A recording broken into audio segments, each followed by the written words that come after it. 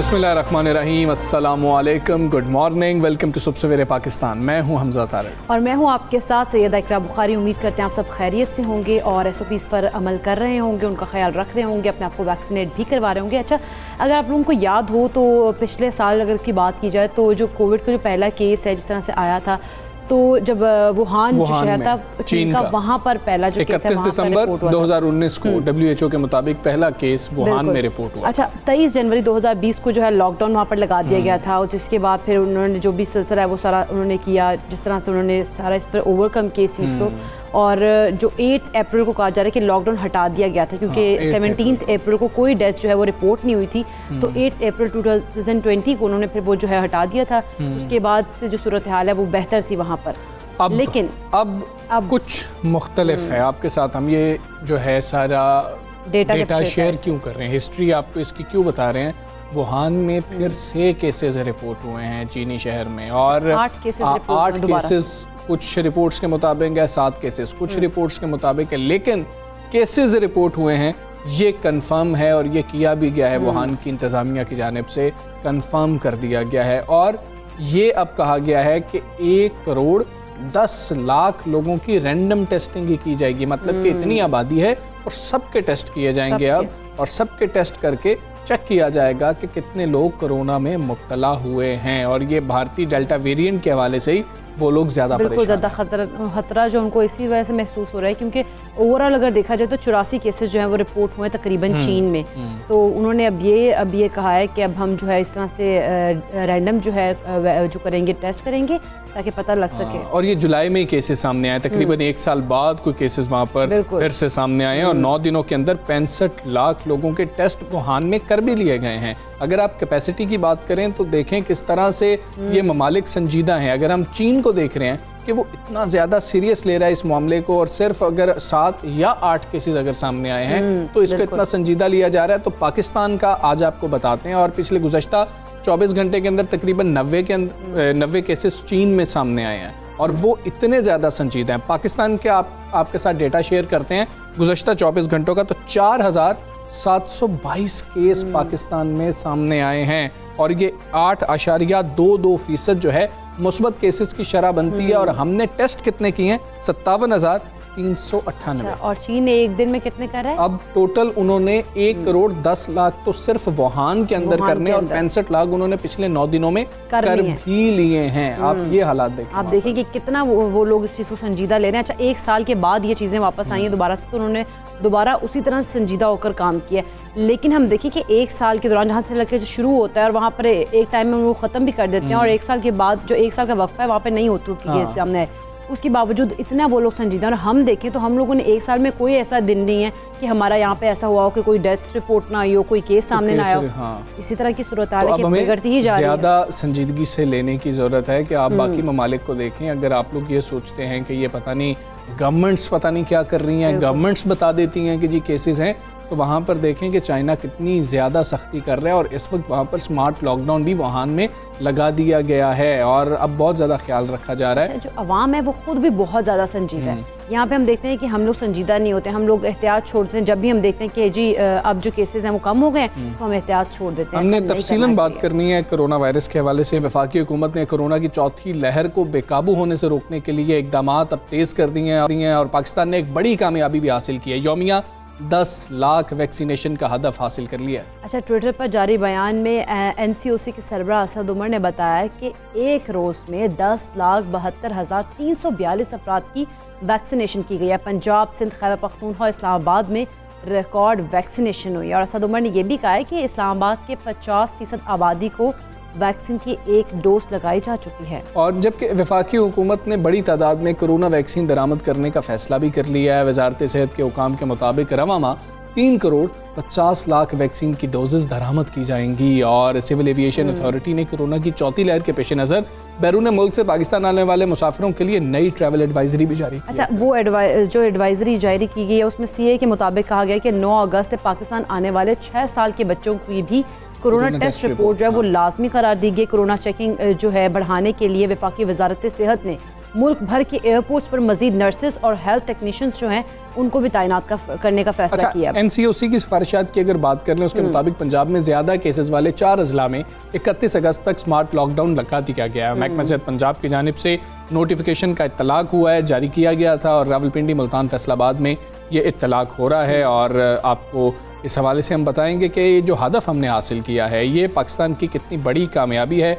Chairman task force doctor Ataur Rahman इस वक्त हमारे साथ हैं। डॉक्टर साहब अस्सलाम वालेकुम, गुड मॉर्निंग। डॉक्टर साहब ये बताइएगा, हमने एक संगे मील अबूर किया है, हमारे लिए बहुत मुश्किल था, सोचा जा रहा था कि पता नहीं कब 1 मिलियन वैक्सीन एक दिन में लगाएंगे। कितना बड़ा ये पाकिस्तान की तरफ से इकदाम है, पाकिस्तानी गवर्नमेंट ने ये इकदाम उठाया है और आप देखें अचीवमेंट कितनी बड़ी है और हमें मज़ीद इसको बढ़ाने की कितनी ज़रूरत है। शुक्रिया, अस्सलाम वालेकुम, बिस्मिल्लाहिर्रहमानिर्रहीम। बात यह है कि इस वक्त ये बहुत बड़ी कामयाबी है क्योंकि सबसे बड़ा चैलेंज यही है हमारे लिए कि जल्द से जल्द अपनी आबादी जो है उसको किस तरह हम महफूज कर सकते हैं।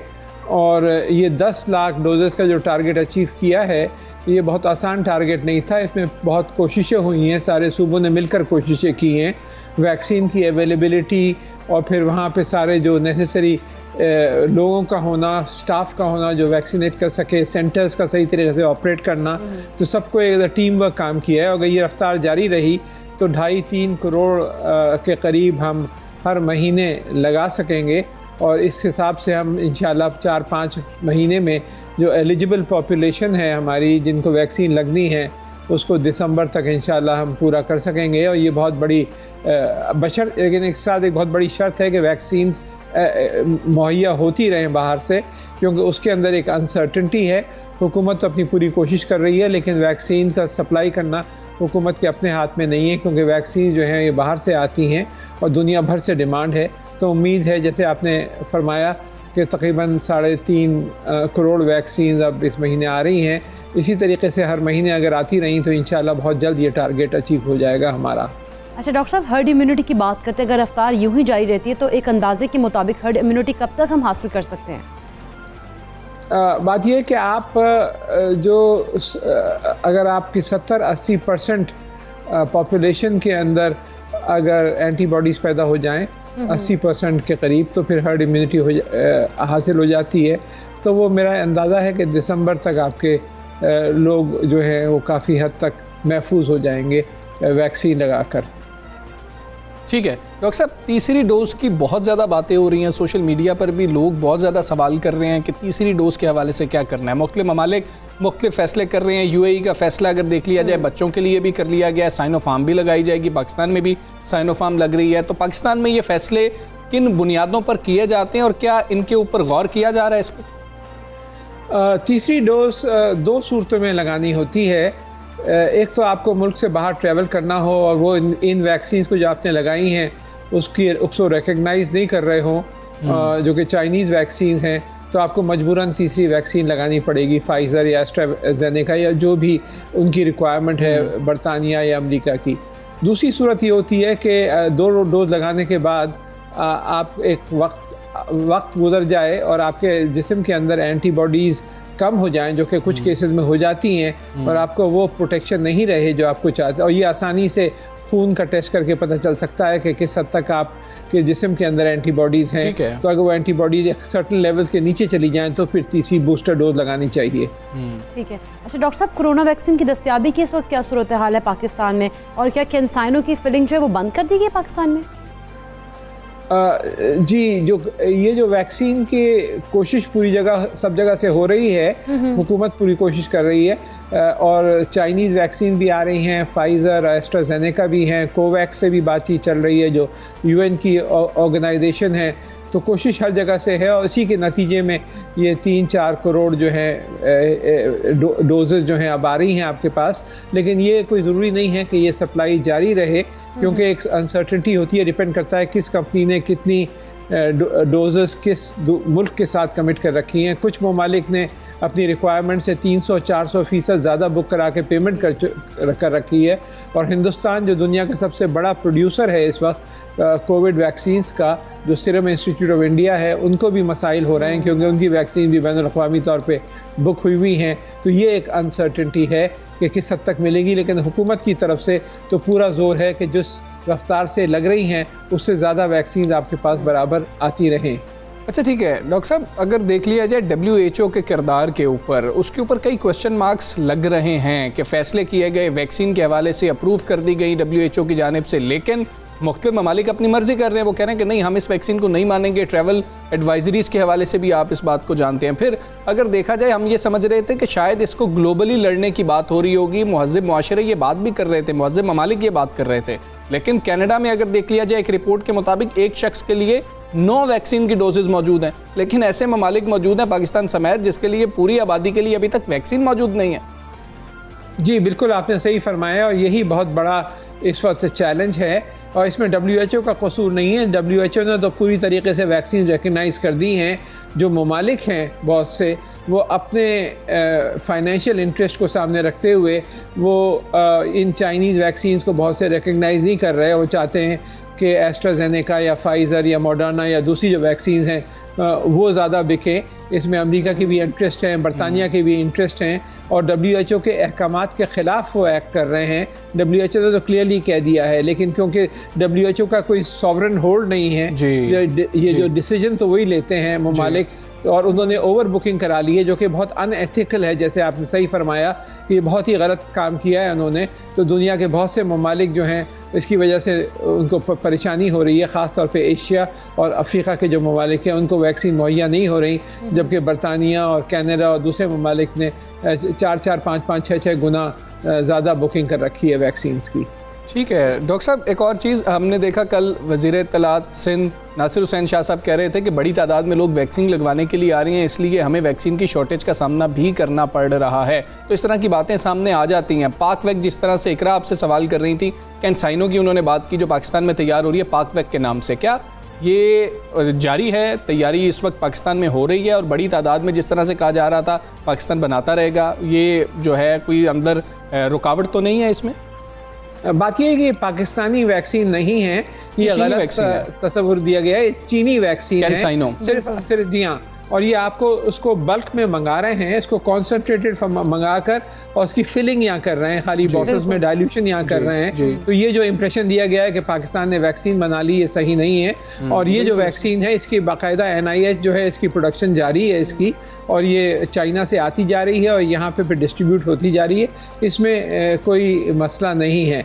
मसला ओवरऑल सप्लाई है, क्योंकि ओवरऑल सप्लाई ही कम हो रही है जितनी हमें चाहिए, तो उसकी वजह से मसाइल होते रहते हैं, और ये अप एंड डाउन होता रहेगा। किसी महीने में आपको वैक्सीन ज़रूरत से ज़्यादा मिलेंगी, किसी महीने में ज़रूरत से कम मिलेंगी। तो ये जो है सूरत जारी रहेगी, क्योंकि ये हमारे हाथ में नहीं है, ये उन कंपनीज़ के हाथ में जो गैर ममालिक में। ठीक है, तो फिलहाल ये सोच लिया जाए कि फ़िलहाल वो अप एंड डाउन में डाउन चल रहा है। नहीं, मैं ये नहीं कह सकता कि डाउन चल रहा है, क्योंकि अभी 3.5 करोड़ वैक्सीन आ रही हैं और आप 10 लाख लगा रहे हैं, तो हो सकता है सिंध में शॉर्टेज कुछ हो गई हो, लेकिन जनरली ओवरऑल डाउन नहीं है मेरे ख्याल से। तो सप्लाई इस वक्त तो कम से कम ठीक जा रही है। बिल्कुल ठीक है। डॉक्टर अताउर रहमान साहब, बहुत शुक्रिया आपका सर। सवेरे पाकिस्तान से आप बात कर रहे थे, और मुख्तलिफ पहलू हैं वैक्सीनेशन के। देखें, गवर्नमेंट इतनी कोशिश कर रही है। अभी हम जो डिस्कशन भी कर रहे थे कि जो ममालिक हैं जिनके पास ज़्यादा पैसा है, जिनका ज़्यादा होल्ड है, जिनकी लॉबी स्ट्रॉन्ग है, जो पहले पे कर सकते थे, जिन्होंने रिज़र्व करवा लिया, उन्होंने बड़ी तादाद में वैक्सीन जो है वो अपने शहरियों के लिए रिज़र्व करवा के रख लिया, और इसलिए जो तरक्की पजीर ममालिक हैं उनको मुश्किलात का सामना करना पड़ रहा है। तो तरक्की पजीर ममालिक जितने भी हैं उनकी हुकूमतें बहुत कोशिश कर रही हैं। तो जब हुकूमत कोशिश कर रही है तो हम बतौर शहरी अपनी जिम्मेदारी तो जो है वो पूरी करें कि हम लगवाएं तो सही वो वैक्सीन। वो इतनी मुश्किल से लेके आ रहे हैं और हम वैक्सीन लगवाने को बड़ी तादाद में लोग तैयार नहीं है। खुदा खुद को वैक्सीनेट करवाएं ताकि हम पाकिस्तान को महफूज बना सकें। बिल्कुल ऐसी। अच्छा, हम आगे बढ़ते हैं, बात करते हैं वज़ीर आज़म इमरान खान की, जिन्होंने 2018 में इलेक्शन जीतने के बाद कौम से अपने पहले खिताब में वज़ीर आज़म हाउस को आला तरीन यूनिवर्सिटी बनाने के अज़्म का इजहार किया था, मगर आज 3 साल गुजरने के बाद भी इस मामले में कोई संजीदा पेशरफ्त नज़र नहीं आ रही है। अच्छा, मतलब कि पहले तो यही क्वेश्चंस हो रहे थे जिस वक्त ये ऐलान किया गया था कि ये मतलब ऐलान करना भी चाहिए था कि नहीं करना चाहिए था। अब अवाम भी कंफ्यूज हैं कि वज़ीर आज़म हाउस में आखिर अब बनने क्या जा रहा है। अब नई खबर ये सामने आ रही है कि वज़ीर आज़म हाउस को यूनिवर्सिटी के बजाय आमदन का ज़रिया बनाने का फ़ैसला कर लिया गया और वफाकी काबीना वज़ीर आज़म हाउस को कमर्शियल इस्तेमाल के लिए खोलने की मंजूरी देगी, लेकिन कल गुज़श्ता रोज़ यानी कि अभी कहा यह जा रहा है कि मंजूरी नहीं दी गई है, इसको मौखर किया बिल्कुल ऐसी है। जिसके बाद वज़ीर आज़म हाउस में मकामी बैनुल-अक़वामी उन्होंने कहा था कि फूड और सकाफती फ़ैशन नुमाइश और दीगर तकरीबात हो सकेंगी, और ज़राए ये कह रहे हैं कि वज़ीर आज़म हाउस में फ़ैशन नुमाइश और दीगर तकरीबात हुआ करेंगी। और विंटेज कार्स का अगर बात करें तो उन्होंने कहा उनकी नुमाइश से भी आमदन जो है वो हासिल करने की एक तजवीज़ दे रहे हैं। अच्छा, आलमी और मकामी कॉरपोरेट तकरीबात के लिए भी पीएम हाउस जो है वो ऑफ़र करने का मंसूबा है, मतलब कि तजावीज़ अब बहुत सारी हैं। वज़ीर आज़म के मुआविन ख़ुसूसी शहबाज गिल साहब ने भी ये दावा किया कि वज़ीर आज़म हाउस में यूनिवर्सिटी भी बनेगी और उसके कुछ हिस्सों को आम पब्लिक के लिए खोलकर मुनाफा बख्श कारोबार का प्रपोजल भी आया है। और ट्वीट किया कि इमरान खान कौम के एक एक पैसे की बचत करना चाहते हैं। जबकि इस्लामाबाद की अगर बात करें तो वज़ीर आज़म की सरबराही में वफाकी काबीना का इजलास हुआ और वफाकी काबीना ने वज़ीर आज़म हाउस को कमर्शियल सरगर्मियों के इस्तेमाल करने से मुतालिक मंजूरी का मामला जो है फ़िलहाल मौखर कर दिया, तुमने हमजा पहले भी बताया। लेकिन अब इस हवाले से हम हुकूमती मौक़िफ़ भी जान लेते हैं। आखिर उधर से हम लोग जानते हैं कि उनका क्या मौक़िफ़ है। PTI के सीनियर रहनुमा सदाकत अब्बासी साहब हमारे साथ मौजूद है। अस्सलाम वालेकुम अब्बासी साहब, वज़ीर आज़म हाउस को बातें क्योंकि की जा रही है मुआशी फ़ायदे के लिए भी इस्तेमाल किया जाएगा, तो किस तरह से इस्तेमाल किया जाएगा और इसे यूनिवर्सिटी क्यों नहीं बनाया जा रहा? बहुत सारे क्वेश्चन इस पर उठ रहे हैं। देखिए, ओरिजिनल प्लान यही था कि वज़ीर आज़म जितने ये बड़ी बड़ी बिल्डिंग्स हैं इनको हम तालीमी इदारे या रफ़ाई इदारे बनाएंगे। अगर आपके नॉलेज के लिए मैं बताना चाहता हूँ कि हमारे दौर में 2019 में मरी में हमने कोहसार यूनिवर्सिटी का चार्टर करवाया, पंजाब गवर्नमेंट से, पंजाब असेंबली से मंजूर करवाया और वो कोहसार यूनिवर्सिटी बनाई। और आज मरी का जो पंजाब हाउस मरी है वो कोहसार यूनिवर्सिटी का टूरिज्म कॉम्प्लेक्स और टूरिज्म कैंपस बन चुका है। इसी तरह वज़ीर आज़म हाउस को भी किसी रफ़ाई इदारे या तालीमी इदारे में बनाने का इरादा था, लेकिन चूंकि वज़ीर आज़म हाउस ऐसे सिक्योरिटी जोन में है जहां शायद उस तरह बड़ी तादाद में स्टूडेंट्स और ट्रांसपोर्ट और वो शायद आना जाना और स्टाफ और वो शायद फीजिबल ना हो, इसलिए टिल दैट टाइम कि कोई इसका सिक्योरिटी का कोई प्लान बन सके, इसको सरकारी ख़जाने में की आमदनी के लिए इस्तेमाल किया जाए और बड़े इवेंट्स करवाए जाए प्राइवेट सेक्टर के और इस तरह के हाई प्रोफाइल, जिससे जो पैसा इकट्ठा किया जाए उस पैसे को आवाम की सेहत और तालीम पे लगाया जाए, पीने के साफ पानी पे लगाया जाए। तो बड़ा मकसद वही है कि ये जो बड़े बड़े महलात हैं इनको एक तय्युश और एक कॉलोनियल जो दौर है उसकी निशानी और बादशाहत की निशानी होने की बजाय आवाम के मफाद के लिए और मुल्की ख़जाने को फ़ायदा पहुँचाने के लिए इस्तेमाल किया जाए और अल्टीमेटली उसका बेनिफिशरी, उसका फ़ायदा जो है वो पाकिस्तान के आम लोगों को पहुँचेगा। जी, अब जिस तरह से बातें सामने आ रही हैं कि फ़ैशन शोज़ भी हो रहे होंगे, अगर फ़ैशन शोज़ वगैरह भी वज़ीर आज़म हाउस में होंगे तो फिर उसके तक़द्दुस की पामाली के हवाले से क्वेश्चंस उठना शुरू हो जाएंगे, या फिर ये तनकीद हो रही है कि यूनिवर्सिटी नहीं बना सके, अब एक नया प्लान सामने लेकर आ रहे हैं, 2 सालों में कुछ भी नहीं हो सकेगा, बस आवाम को ट्रक की बत्ती के पीछे लगा दिया जाएगा।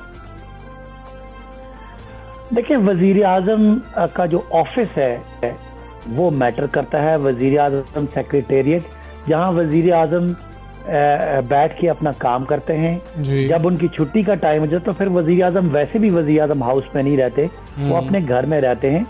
पुराना दौर था जब नवाज शरीफ साहब अपने घरों को भी जो है वो स्टेट गेस्ट हाउसेज और अपने घरों को भी वज़ीर आज़म हाउसेज डिक्लेयर करते थे और कैंप हाउसेज डिक्लेयर करते थे, जिससे अपने घरों के खर्चे और उनका एक छोटी छोटी चीज़ भी सरकार के ख़जाने से जमा करते थे। इमरान खान मुख्तलिफ है, ये अपने घर में रहते हैं और अपने खर्चे पे रहते हैं।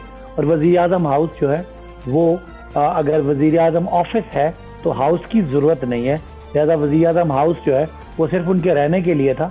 अब वो हम इस शान शौकत के कायल नहीं हैं। हम ये समझते हैं कि वज़ीर आज़म को बचत करनी चाहिए ताकि कौम जो गुर्बत में, जो महंगाई में पिसी हुई है, उसको एहसास हो कि उनका वज़ीर आज़म जो है वो उनके पैसों से, टैक्स के पैसों से कोई पुरतायुश ज़िंदगी नहीं गुजारता, बल्कि वो अपने घर में रहता है और उनका जो वो भी गरीब आवाम के किसी फ़ायदे के लिए। अब्बासी साहब, जिस तरह से प्राइम मिनिस्टर हाउस के हवाले से हम देखते हैं कि बहुत सारे फैसले आते हैं, तो क्या ऐवान सदर और दीगर सरकारी इमारात के हवाले से भी ऐसे फैसले ज़ेर गौर हैं?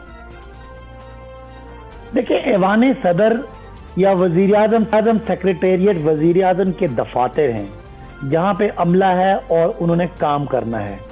जहाँ तक ये वज़ीर आज़म हाउस की बात थी, ये वज़ीर आज़म की रिहाइश गाह थी। और अगर वज़ीर आज़म अपनी रिहाइश गाह अपने लिए इस्तेमाल नहीं करना चाहते और वो पुरतायुश अपना एक ज़िंदगी का इमेज नहीं देना चाहते और सादा ज़िंदगी गुजारना चाहते हैं और कौम के पैसे बचाना चाहते हैं, और इस दौरान उस पर इतने अखराजात हों और वो वज़ीर आज़म हाउस जिसको जो कई एकड़ पे मुहित है उसको मेंटेन करने के लिए कई दर्जनों उसका स्टाफ है, तो बजाय ये वो उस पर खर्चा हो, अगर उससे आमदनी आ जाए तो बेहतर बात है। ये मेरे ख्याल है सदर ईवान सदर जो है वो ईवान है, वो सदर हाउस के साथ साथ सदर का सेक्रेटेरिएट भी है, उनका दफ्तर भी है। लिहाजा दफ्तर के मामले में ज़ाहिर है वज़ीर आज़म ने और सदर ने अपने डे टू डे अमूर चलाने, तो उस पर ये अप्लाई ना था और ना होना था। वो जिस तरह गवर्नर हाउस के बारे में बात थी वो भी हाउस था, ऑफिस के बारे में ये बात नहीं थी, बिकॉज ऑफिस चलते हैं और ज़ाहिर है वज़ीर आज़म ने, सदर ने और गवर्नर ने अपना रोज़मर्रा का जो उनकी जिम्मेदारियां हैं देखिए वो अदा करनी है उनके लिए। अब्बासी साहब, अगर मतलब सेक्रेटेरिएट की भी बात कर ली जाए तो हाउसेस के बिल्कुल साथ ही सेक्रेटेरिएट है। गवर्नर हाउस लाहौर की भी बात कर ली जाए, उसके हवाले से जो दावे थे वो भी पूरे नहीं हो सके। अभी कुछ कन्फ्यूजन फिर भी मौजूद है। मुआविन खुसूसी जो है वज़ीर आज़म के शहबाज गिल साहब, वो ये कह रहे हैं कि वज़ीर आज़म हाउस में यूनिवर्सिटी तो बनेगी और उसके कुछ हिस्सों को आम पब्लिक के लिए खोलकर मुनाफा बख्श कारोबार का प्रपोजल भी आया है। ये क्या मतलब कि कुछ इतनी ज़्यादा कन्फ्यूजन है, समझ नहीं आ रही कि उधर क्या करें। कोई नारा लगा दिया था, ऐलान कर दिया था, अब कुछ करना ही पड़ेगा। देखिए, एक ब्रॉड पिक्चर ये है कि वज़ीर आज़म हाउस एक किसी बड़े शान शौकत का और एक बहुत बड़े बादशाह का और एक बहुत बड़ी इक़्तिदार का और बहुत बड़ा एक रोब का एक चीज़ थी। उसकी बजाय वो आवाम के फ़ायदे के लिए इस्तेमाल होगा। तो जितना अरसा वहाँ सिक्योरिटी पॉइंट ऑफ व्यू से यूनिवर्सिटी का कोई प्लान नहीं बनता, उतने अरसे के लिए उसको ऑल्टरनेट जो एवेन्यूज़ हैं उनके लिए इस्तेमाल किया जा रहा है। और जब ये ऑप्शन बन जाएगा, यूनिवर्सिटी का कोई उसका रास्ते का मसला हल हो जाएगा, तो फिर वो यूनिवर्सिटी भी बन जाएगी। मरी में एक बहुत बड़ा वज़ीर आज़म का रिहाइश गाह थी नवाज शरीफ साहब की, जिसको गवर्नमेंट हाउस कहते थे। उसमें अब एक टूरिज्म कॉम्प्लेक्स बन गया है, जिसका एक एक कमरा एक लाख रुपए के लिए लाख रुपए पे चढ़ता है, और प्राइवेट सेक्टर के लोग उसको हायर करते हैं, और जो एग्जेक्टिव तरह के लोग हैं, क्लास के लोग हैं, वो आके उसमें रहते हैं। और बजाय इसके कि उस पर करोड़ों रुपए खर्चा होता, आज गवर्नमेंट हाउस मरी जो है वो सरकारी खजाने में कई करोड़ों का। ठीक है सदाकत अब्बासी साहब, बहुत शुक्रिया आपका। सबसे मेरे पास से आप बात कर रहे थे और अभी तक कुछ समझ नहीं आ रही है कि क्या करना चाह रहे हैं और वहाँ पर क्या कुछ करने की ज़रूरत भी है या नहीं है कुछ ज़रूरत। इसके ऊपर भी बहुत सारे सवालात उठते हैं कि फिर आपको सिक्योरिटी के मुख्तलिफ मामलात होंगे जिनको देखना पड़ेगा। खैर, गवर्नमेंट या वफाकी काबीना जो फैसला करेगी तो फिर पता लग जाएगा कि वज़ीर आज़म हाउस में आखिर क्या बनने जाएगा और फैशन शोज़ होंगे या नहीं होंगे। ट्विटर पर बहुत ज़्यादा इसके ऊपर बात हो रही है। हम यहाँ पर ब्रेक लेते हैं, ब्रेक के बाद वापस आएंगे।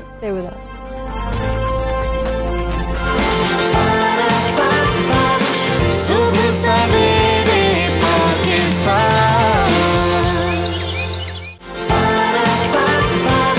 सुबह सवेरे पाकिस्तान।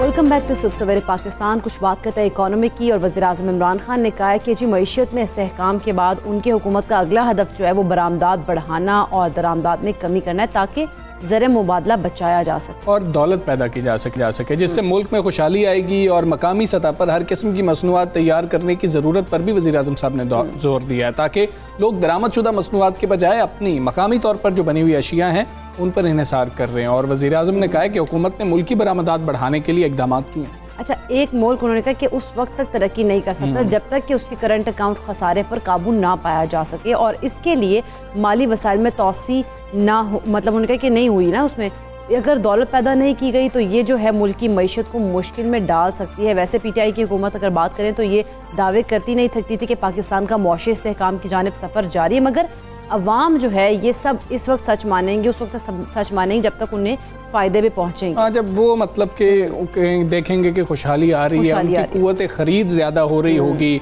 परचेजिंग पावर जो है वो बढ़ रही होगी, महंगाई का बोझ उन पर से कम हो रहा होगा, तो मतलब पब्लिक की बात कर लें, अवाम की बात कर लें, गरीब आदमी की बात कर लें, तो वो तो सिर्फ यही चीज़ें सोच रहा है। बिल्कुल ऐसी है। अच्छा, हम ताजिर, क्योंकि जो बरादरी है वो बहुत ज़्यादा इससे लिंक्ड होती है, तो हम उनसे भी बात करते हैं। कराची चैम्बर ऑफ कॉमर्स के बिजनेसमैन ग्रुप के चेयरमैन ज़ुबैर मोतीवाला साहब मौजूद हैं। अस्सलाम वालेकुम, गुड मॉर्निंग। मोतीवाला साहब, वज़ीर-ए-आज़म ने तो कहा है कि मईशत को संभाला देने के लिए अब वेल्थ क्रिएशन की तरफ सारी तवज्जो होगी। क्या हुकूमती पॉलिसीज़ इस हवाले से आप देख रहे हैं कि उनकी डायरेक्शंस ठीक हैं? देखिए, एक तो ये है कि जो पॉलिसी है, ये जो बात है, ये बिल्कुल ठीक है कि जो है ना आपको जो है ना वेल्थ फॉर्मेशन पे जाना चाहिए, ताकि वेल्थ फॉर्मेशन का मतलब ये होता है कि जब कोई एंटरप्रेन्योर अगर यहाँ से पैसे कमाएगा और अगर वो वेल्थ बनाएगा तो डेफिनेटली री इन्वेस्ट करेगा, और री इन्वेस्टमेंट से ही कौमें आगे बढ़ती हैं और कंट्री जो है ना आगे बढ़ता है। देख, मिसाल के तौर पर अगर मैंने कोई बहुत बड़ा अगर मैंने 10 करोड़ रुपए कमा लिए तो शायद 1 करोड़ रुपए मैं खर्च कर दूंगा, 9 करोड़ रुपए तो री इन्वेस्ट करूंगा। और री इन्वेस्टमेंट के जो बाई प्रोडक्ट है वो आप समझ लें कि देखिए उससे एम्प्लॉयमेंट क्रिएट होती है, उससे एक्सपोर्ट बढ़ता है। ये सारी बातें जो है ना वेल्थ क्रिएशन के साथ ही आती हैं, और वज़ीर-ए-आज़म का जो मतलब है वो यही है, और मैं समझता हूँ कि मैं इसका खैर मकदम करता हूँ। पिछले दिनों में जो बातें होती थी वो ये होती थी कि अगर कोई पैसे बना ले तो उसको बड़ी बुरी नजर से देखा जाता था, और देखा जाता था भाई इसने कहाँ से पैसे बनाए, इसको किसी तरह से भी दबाओ। तो अब ये जो बात टॉप ऑफिस से जब आती है कि अभी हमने जो अहदाफ जो हमने हासिल करने थे वो हमने हासिल किए, अब जो है ना हम वेल्थ क्रिएशन की तरफ जा रहे हैं। I think this is a good statement and statement in the right direction, ताकि लोग वेल्थ क्रिएशन की तरफ जाएं, पैसे बनाएं, और पैसे जब बनाएं तो डिक्लेयर भी करें, क्योंकि गवर्नमेंट ये चाह रही है कि ज़ुबैर मोतीवाला साहब, ये भी बताइएगा, रवा माली साल के बजट में ऐसे कौन से फैसले थे जो आप समझते हैं कि मुस्तकबिल में मुल्की पैदावार में इजाफे का बाइस बनेंगे? देखिए, जो इस बजट में जो फैसले हुए हैं उन फैसलों का तो इतना बड़ा दखल अमल नहीं है, लेकिन इसके दौरान जो पिछले साल के दौरान हुए, मिसाल के तौर पर कैपिटल इन्वेस्टमेंट के लिए उन्होंने जो है ना 1% के ऊपर जो लोन दिया स्टेट बैंक ने, that was a very significant thing, जिससे जो है ना वो इन्वेस्टमेंट इस मुल्क में आई और आएगी। इसी तरह से जब आपने जो गाड़ियों की कीमतों के अंदर जो उन्होंने बजट के अंदर रद्द-बदल किया, उससे भी जो है ना फर्क पड़ेगा।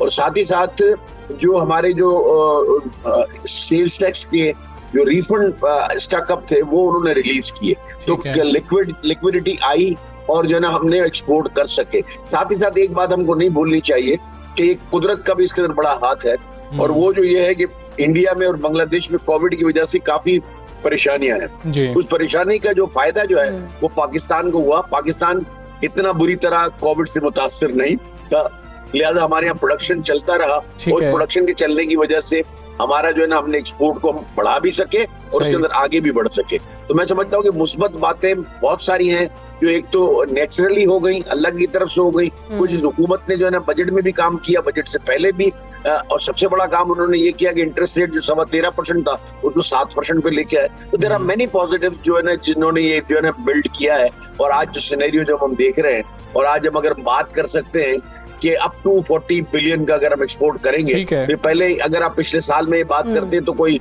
मतलब ख्वाब समझता या कोई आपको पागल समझता कि कैसी बात कर रहे हैं, जहाँ 22-23 नहीं होता, हम 40 की बात कर रहे हैं। और हम आईटी के अंदर हमने बड़ा काम किया, और आईटी की जो पॉलिसीज जो है, जो लोग पैसा, आईटी पहले भी एक्सपोर्ट होता था, लेकिन होता क्योंकि ये हिडन चीज है तो ये बाहर लोग पैसा रख देते थे। अब वो पैसा आने की वजह से 2 बिलियन का एक्सपोर्ट हो गया हमारा आईटी का, और उनका टारगेट उन्होंने अगले साल का रज़ाक दाऊद साहब ने 7.5 रखा है। जरूर सोच समझ के रखा होगा, लेकिन मैं समझता हूँ ये बहुत ज्यादा। अच्छा मोतीवाला साहब, जिस तरह की प्रोडिक्शंस मुआशी तज्जियाकार की जानिब से भी आ रही हैं कि जो शराय नमो है पाकिस्तान में वो 6% से ज्यादा है, आप इस बात से इत्तेफाक करते हैं? मैं समझता हूँ कि जो रफ्तार इस वक्त इकोनॉमी की है, अगर हम इम्पोर्ट पे कंट्रोल कर लेते हैं, इम्पोर्ट का हमारे हाथ में नहीं होता। प्रॉब्लम क्या है कि इंपोर्ट को कम करना, हमारे एक्सपोर्ट को बढ़ाने के लिए कोशिशें करें, इंसेंटिव दें और नई मार्केट्स ढूंढ के दें, और सारा काम गवर्नमेंट के साथ बैठ के करें। हम रॉ मटेरियल की जो है ना अवेलेबिलिटी को यकीनी बनाएं। ये सारे काम एक्सपोर्ट में तो हो सकते हैं।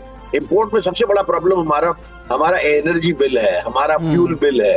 ये पीएसओ ने जो है ना वो मेरे ख्याल है महंगी तरीन आरएलएनजी खरीदी है, और मुझे बताया गया कि 27% और ब्रेंट प्राइस पे लिया है, जी। This is very very high. जो हमारा पहला वाला जो था उसके अंदर जो हमारा जो था वो 13.67 था, जो हमारा जो लॉन्ग टर्म वायदा है कतर से, वो 13.67 ब्रेंट प्राइस है। तो अगर आप इधर देखें तो ये इतना बड़ा फर्क है कि इसमें गवर्नमेंट क्या कर सकती है, गवर्नमेंट कैसे कंट्रोल करेगी। आज आप एक्सपोर्ट गिनते हैं, फिर होम रेमिटेंसेस को मिला के आगे पीछे करके फिर हम उसकी अपनी मईशत को ट्रेड अकाउंट को पूरा करते हैं। ये मुनासिब नहीं है। हमको तो एक्सपोर्ट और इम्पोर्ट को देखना चाहिए, होम रेमिटेंसेस को अलग से देखना चाहिए। लेकिन जाहिर है हमारे पास कोई ऐसा ऑप्शन नहीं है और हम जो है ना वो इस तरह इस बुरी तरह से हम फंसे हुए हैं और हमने कोल को बराबर इस्तेमाल नहीं किया। अभी तक सिर्फ 660 मेगावाट बन रहा है। यहाँ कैपेबिलिटी बहुत बड़ी है, 100,000 मेगावाट्स की है। फिर जमपीर का जो विंड टनल है उसमें कैपेसिटी आप बिलीव नहीं कर सकते इतनी विंड पावर की कैपेसिटी है।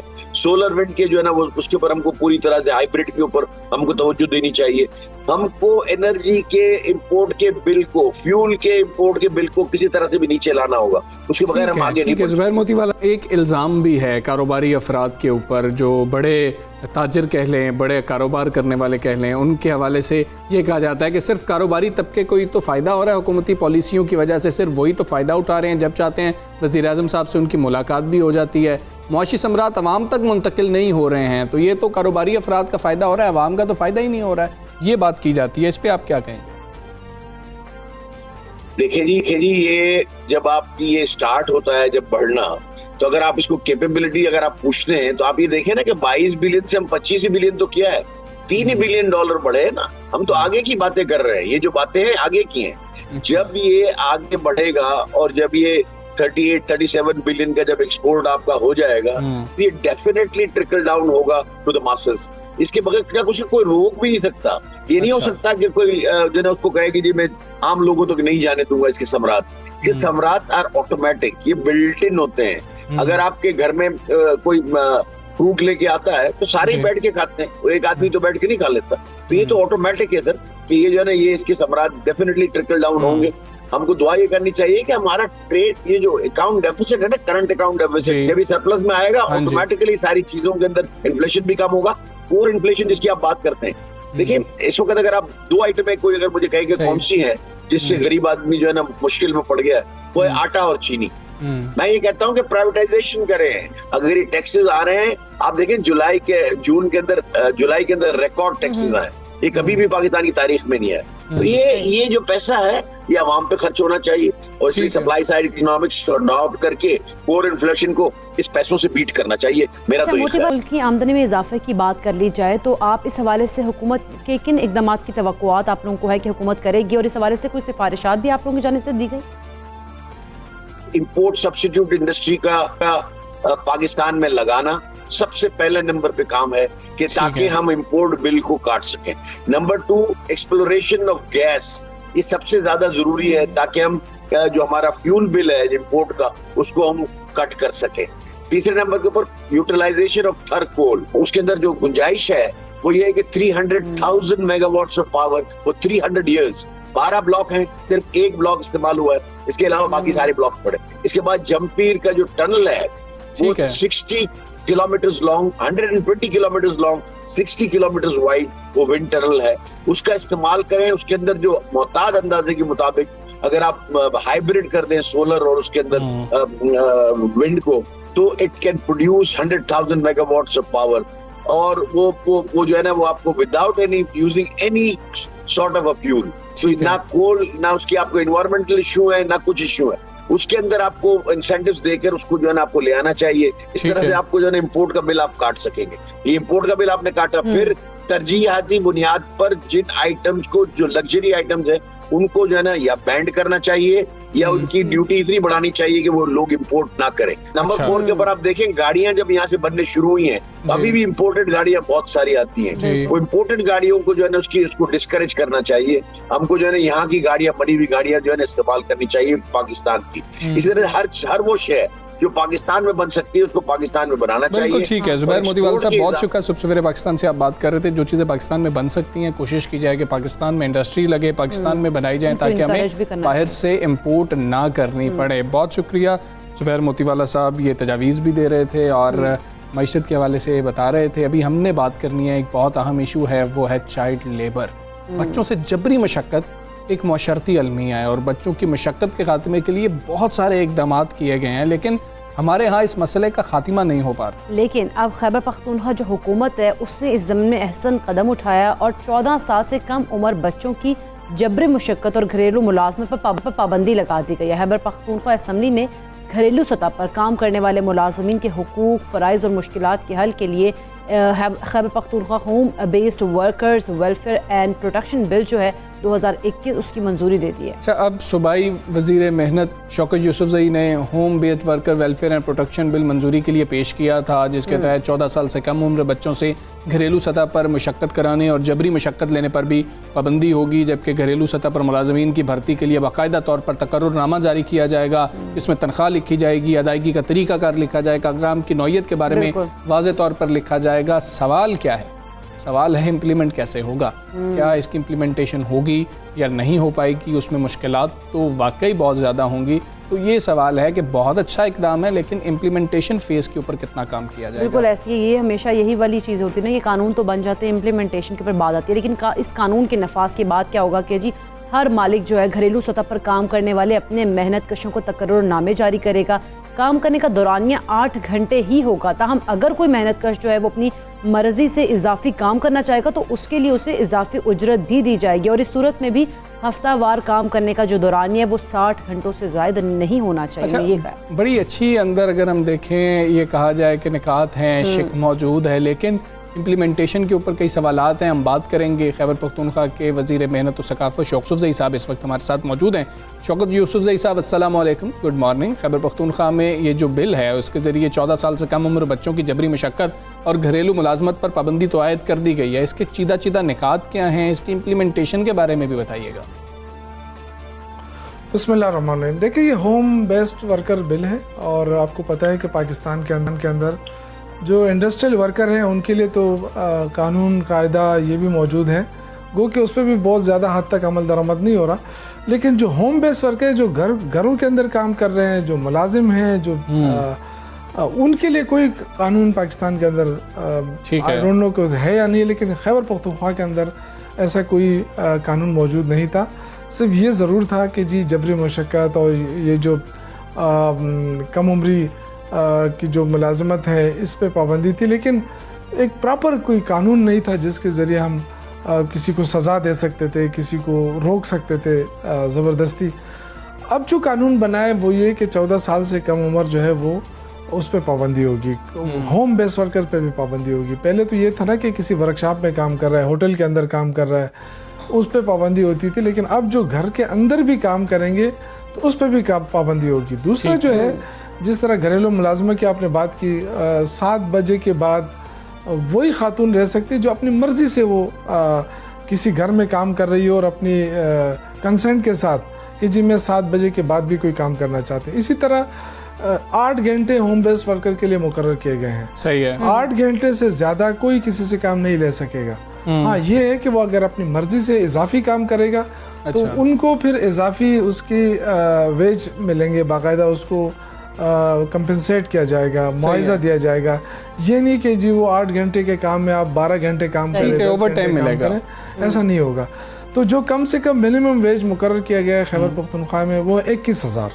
हम पूरी कोशिश करेंगे कि वो मजदूर जहाँ भी काम करे, वो घर के अंदर करे या घर से बाहर करे, चाहे वो खातून है चाहे वो मर्द है, 8 घंटे वो काम कर रहा है तो उसकी वेजेस जो है वो 21,000 होगी। तो इंशाअल्लाह ताला इसके इम्प्लीमेंटेशन के लिए पूरा हमने वो कायदा कानून उसको फ्रेमवर्क किया जा रहा है इंशाअल्लाह ताला, और नोटिफिकेशन हो चुका है ऑलरेडी 21,000 मिनिमम वेज। अब जो होम बेस्ड वर्कर का जो बिल कल पास हुआ असम्बली से, ये इंशाअल्लाह जल्द हम नोटिफिकेशन करेंगे, आगाही मुहिम करेंगे। सबसे पहली बात तो ये कि लोगों को शौकत यूसुफज़ई साहब, इस बिल का नफाज करने में मुश्किलात तो पेश नहीं आएंगी, और ये कैसे पता चलेगा कि किस जगह पर जबरी मुशक्कत हो रही है और चाइल्ड लेबर का इस्तेमाल किया जा रहा है? देखिए, पहली बात तो ये कि अभी जो हम एक और बिल ला रहे हैं ESSI का, इंशाल्लाह नेक्स्ट अभी जो जुम्मे के दिन उस बिल को हम ला रहे हैं, उसमें ये है कि जितने भी प्राइवेट मज़दूर हों या सरकारी इदारों में काम कर रहे हों और वो परमानेंट नहीं है, डेली वेजेस पे काम कर रहे हैं, इन लोगों की बाकायदा रजिस्ट्रेशन होगी। जो भी इदारा अपने पास मजदूर रखेगा वो रजिस्ट्रेशन कराएगा उसकी पहले। तो जब वो रजिस्ट्रेशन कराएगा तो ऑटोमेटिकली उसका शनाख्ती कार्ड आएगा। तो वो एक तो ये पता चलेगा कि हाँ ये 18 साल से कम है या नहीं है। तो मजदूर रखने के लिए 18 इयर्स वो लाजमी होगा, क्योंकि उसने वो कराना है, रजिस्ट्रेशन करानी है। फिर उसके बाकायदा 6% जो उसकी जो सैलरी होगी वो 6% जो है वो ESSI या EOBI के साथ जमा कराएगा, जो उसके पेंशन के लिए इस्तेमाल होगा, जो उसके बेनिफिट के लिए इस्तेमाल होगा। तो बदकिस्मती ये है कि हमारे मुल्क के अंदर इन चीज़ों पे या इन जो डिपार्टमेंट रहे हैं, लेबर डिपार्टमेंट, या इन्होंने इस पे काम नहीं किया था। पहली दफ़ा खैबर पख्तूनख्वा में वज़ीर आला महमूद खान की सरबराही में इन चीज़ों पे काम हो रहा है, और उसका फ़ायदा ये होगा कि जो भी वर्कर काम करेगा, और बाकायदा हमारे इंस्पेक्टर्स हैं बाकायदा, वो इंस्पेक्टर जाएंगे फैक्ट्रियों के अंदर, तो वैसे भी जाते हैं, लेकिन अब हम होटलों पे, बड़े बड़े प्लाजे, बड़े बड़े इदारे जहाँ पे लोग काम करते हैं, उनसे बाकायदा हम हमारे इंस्पेक्टर जाएंगे, उनसे पूछ गुछ करेंगे, उनके सैलरी के बारे में मालूम करेंगे, और जो सबसे इम्पोर्टेंट बात है कि जो नगद कैश सैलरी है वो हम ख़त्म करेंगे। ठीक है। थ्रू सैलरी जो होगी वो थ्रू बैंक होगी। सही है। और बैंक में जाहिर है वो 21,000 से कम कोई भी अगर जमा कराएगा तो उसको सज़ा होगी। ठीक है। पहले चूंकि इसमें सज़ा जज़ा का अमल नहीं था, इस दफ़ा ESSI के उसमें हमने डाल दिया है कि 2 लाख तक जुर्माना स्पॉट के ऊपर, और 1 महीना जेल भी हम भेज सकेंगे उसको।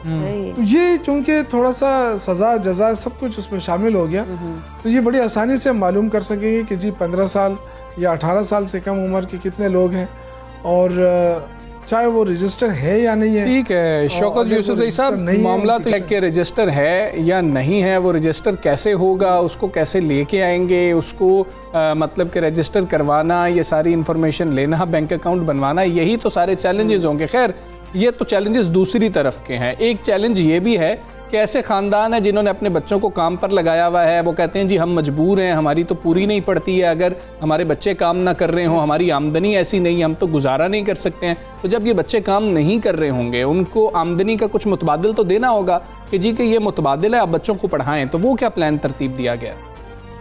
बिल्कुल, देखिए हमारे पास एक तो काफ़ी जो वज़ीर-ए-आज़म साहब ने कुछ प्रोग्राम, एहसास प्रोग्राम भी शुरू किया है, कुछ ऑलरेडी सोशल वेलफेयर डिपार्टमेंट हमारा कर रहा है, इसके अलावा बैतुल माल है, ज़कात का निज़ाम है।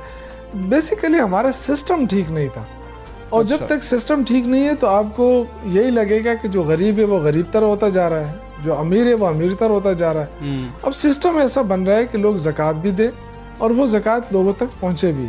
बैतुल माल बना है इसीलिए बना है कि गरीब लोग हैं जो अपने अफोर्ड नहीं कर सकते, उनकी हेल्प की जाए। इसी तरह सोशल वेलफेयर डिपार्टमेंट जो है वो ऐसे बच्चों की वो खुद वो करे ताकि उनके एजुकेशन का सिस्टम भी बहाल हो, और उनके घर के लिए भी जो है वो मुश्किलात ख़त्म हो। और वो तो ये सारे सिस्टम को हम देख रहे हैं, और ये चीज़ें इंश्योर होंगी तो इंशाल्लाह ताला इन सब के ऊपर अमल दरामद होगा। अच्छा शौकत यूसुफ, कानून के नफाज के बाद हर मालिक क्योंकि घरेलू सतह पर काम करने वाले अपने मेहनत कशों को तकर्रुरनामे जारी कर रहा होगा, तो इसी में वजाहत कर दे कि ये तकर्रुरनामे कैसे जारी किए जाएंगे और इसकी कानूनी हैसियत क्या होगी? देखिए बेसिकली तकर्रुरनामे तो जाहिर है हर इदारे का अपना एक स्टाइल होता है, उसका एक प्रोफार्मा होता है, लेकिन जो असल चीज़ ये है कि वो तकर्रुरनामा तो तब जारी करेगा जब वो रजिस्टर करेगा। जो ESSI जो सोशल सिक्योरिटी है उसके साथ वो अपने लोगों को वहाँ पे बाकायदा रजिस्ट्रेशन उसकी होगी। जब वो रजिस्ट्रेशन हो जाएगी उसके बाद वो इंश्योर हो जाएगा, उसकी सैलरी थ्रू बैंक जाएगी और वो उसको मॉनिटर करेगी, डिपार्टमेंट उसको मॉनिटर करेगा, उसकी सैलरी 21,000 से कम नहीं होगी। और दूसरा ये कि थ्रू बैंक होगी। तो एक तो ये होगा, बाकी जो ज़ाहिर है तकर्रुरनामे के अपना जो सिस्टम है वो तो उसमें जो भी लिखा जाएगा, लेकिन जो एक्चुअल चीज़ है कि कोई भी बंदा बग़ैर रजिस्ट्रेशन के अपने पास मुलाजिमीन को नहीं रख सकेगा। अगर वो रखेगा तो उसको 2 लाख जुर्माना होगा और उसको 1 महीने की जेल होगी, दोबारा गलती करेगा फिर इस तरह होगा। ठीक है। तो ये एक मुसलसल चेक एंड बैलेंस हम कर रहे हैं। हम चाहते हैं कि जो बाहर की दुनिया के अंदर, यूरोप के अंदर ये सिस्टम है, UK के अंदर है, बाकी मुल्कों में है, जो मैं जहाँ गया हूँ, जो हमने सिस्टम देखा है, उसमें प्राइवेट जो लोग काम करते हैं उनको भी पेंशन मिलती है। बिल्कुल ऐसे ही है। ठीक है, बहुत शुक्रिया शौकत यूसुफ जही साहब, आपने क्योंकि जिस तरह बिल की बात करे थे आपने उसके ऊपर हमें क्लियर कर दिया है। बहुत शुक्रिया सुबह सवेरे पाकिस्तान को टाइम देने के लिए। अच्छा हमजा, इस तरह के जो बिल्स हैं मेरा ख्याल है ना सिर्फ केपी की अगर बात करें बल्कि पूरे जो है पाकिस्तान में इस तरह के जो बिल्स हैं इसकी इम्प्लीमेंटेशन के ऊपर काम होना चाहिए। खैर हम एक ब्रेक लेते हैं, ब्रेक के बाद वापस आएंगे। Stay with us.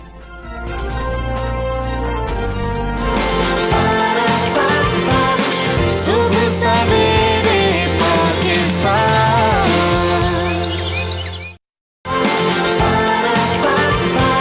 सुबह सवेरे पाकिस्तान। बात करेंगे कुछ सियासत की कि कैसे मामलात होते हैं जिन पे सियासत होनी चाहिए और कुछ ऐसे मामलात होते हैं जिन पे सियासत नहीं होनी चाहिए। कोरोना वैक्सीनेशन हसास मामला है जिसको सियासत से कम दूर रखना दानिशमंदी का तकाजा है, मगर वफाक और सिंध सरकार आलमी वबा के मामले में भी एक दूसरे पर इल्ज़ाम तराशियों से बाज नहीं आ रहे। अच्छा, वफाकी वज़ीर इत्तला फवाद चौधरी ने वफाकी काबीना के इजलास के बाद सिंध हुकूमत को कड़ी तनकीद का निशाना बनाया और कहा कराची और हैदराबाद वैक्सीनेशन पर भी सबसे पीछे हैं। उन्होंने क्या कहा आपको वो सुना देते। सिंध हमारा बहुत ही अहम सूबा है, बहुत बड़ी आबादी का मस्कन है, तो ये नहीं हो सकता कि हम बैठ के सिर्फ जो है वो शक्लें देखेंगे। सिंध हुकूमत है उसको चाहिए कि वो अपने मामलात के ऊपर नजर डाले और अपने गिरबान में झांके और अपनी गवर्नेंस को कुछ इम्प्रूव करने की कोशिश करे। वफाकी हुकूमत के इख्तियारात हैं कि वो सूबों को तवज्जो दिलाएं उनकी गवर्नेंस की तरफ। जी ये तो आपने सुना है। साथ ही सिंध हुकूमत के जो तर्जुमान है मुर्तज़ा वहाब साहब, वो भी वफाकी हुकूमत पर लफ्ज़ी वार करते रहे। कराची में प्रेस कॉन्फ्रेंस की, उन्होंने कहा कि लॉकडाउन लगाने के फैसले को तनकीद का निशाना बनाया जा रहा है। चंद लोगों ने इस पर सियासत चमकाने की कोशिश की है। अच्छा, मुर्तज़ा वहाब ने इल्ज़ाम लगाया कि PTI वाले लोगों को जो है वर्गलाते हैं और हुकूमत की पॉलिसीज़ को ये कहते हैं कि ना मानो। उन्होंने क्या कहा आपको वो सुना देते हैं। वाले लोगों को वर्ते हैं कि हुकूमत की पॉलिसी को ना मानो, ना काम खुद करते हैं ना किसी और को करने देते हैं। लाहौर में सख्त फैसले करती है तो कोई एहतजाज नहीं करते वो लोग, वहाँ पर कोई मजदूर का ख्याल नहीं है। जब सिंध हुकूमत फैसला करती है तो ये लोग सियासत करते हैं। जिम्मेदार सियासी लीडर के तौर पर इनकी जिम्मेदारी है ये लोगों को उकसा रहे हैं। अच्छा, ये तो मामला है पाकिस्तान तहरीक-ए-इंसाफ का और पाकिस्तान पीपल्स पार्टी का। अब MQM पाकिस्तान के कन्वीनर खालिद मकबूल सिद्दीकी साहब ने भी कहा है कि कराची को बंद करने का फैसला दादू वाले नहीं करेंगे और वज़ीर आज़म आज ऐलान कर दें तो हम शहर खुलवा देंगे। और ताजर बरादरी के नुमाइंदों के साथ उन्होंने ये प्रेस कॉन्फ्रेंस की। अच्छा, प्रेस कॉन्फ्रेंस करते उनका कहना था कि ताजर बरादरी हाँ करे तो उनके साथ मिलकर कारोबार खोलने को तैयार हैं। तो ये उनकी जानिब से मौक़िफ़ आया है। हम इस पर बात कर लेते हैं। वफाकी वज़ीर इंफॉर्मेशन एंड टेक्नोलॉजी और MQM के रहनुमा भी हैं अमीनुल हक साहब हमारे साथ मौजूद हैं, उनका मौक़िफ़ जान लेते हैं। अस्सलाम वालेकुम, गुड मॉर्निंग अमीनुल हक साहब। अगर बात की जाए कोरोना की सख्त पाबंदियाँ अगर यूँ ही जारी रहती हैं तो क्या मुत्तहिदा कौमी मूवमेंट लाहमल इख्तियार करती है और क्या तहरीक इंसाफ के साथ मिलकर कोई अवामी एहतजाज भी किया जाएगा? ऐसा कोई प्लान है आपके पास? देखिए इकरा, मैं समझता हूं कि जब पिछले साल फरवरी के महीने में कोविड-19 का पहली दफ़ा इंकशाफ हुआ तो उसके फौरी बाद MQM पाकिस्तान तो वफाकी हुकूमत और सूबाई हुकूमत के साथ खड़ी रही कि यस आप कोरोना के हवाले से प्रिकॉशनरी मेजर ले। MQM as a broad mind और तालीम याफ्ता सियासी जमात होने के नाते मुकम्मल आपको सपोर्ट करेंगे। लेकिन सिंध हुकूमत को अगर हम देखते चले आ रहे हैं तो उनकी हिकमत अमली गैर वाज़ा नज़र आ रही है।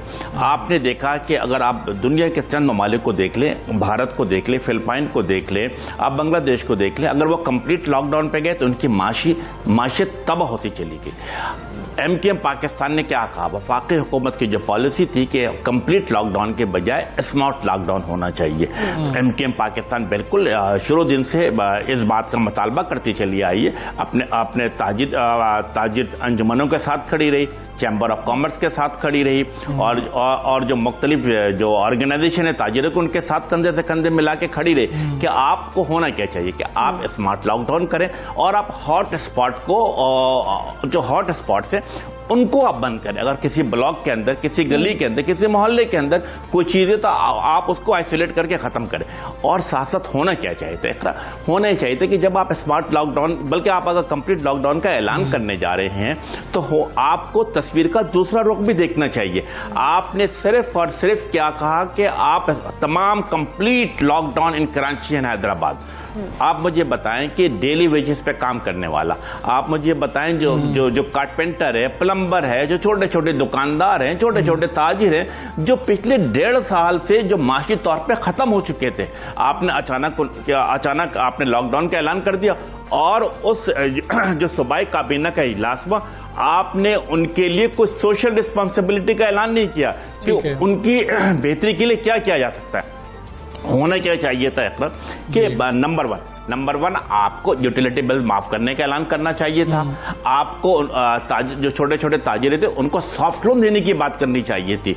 और साथ साथ कराची के अब पूरे पाकिस्तान को पता है कि जब भी सैलाब आता है तो बदीन है, ठट्टा है, लाड़काना है, शिकारपुर है, खैरपुर है, इसको आफतज़दा करार देकर तमाम टैक्सेस माफ कर दिए जाते हैं। कराची और हैदराबाद में इतनी संगीन वबा है तो कराची और हैदराबाद को आफतज़दा क्यों नहीं करार दिया गया, बल्कि मामला इसका उलट रखा गया।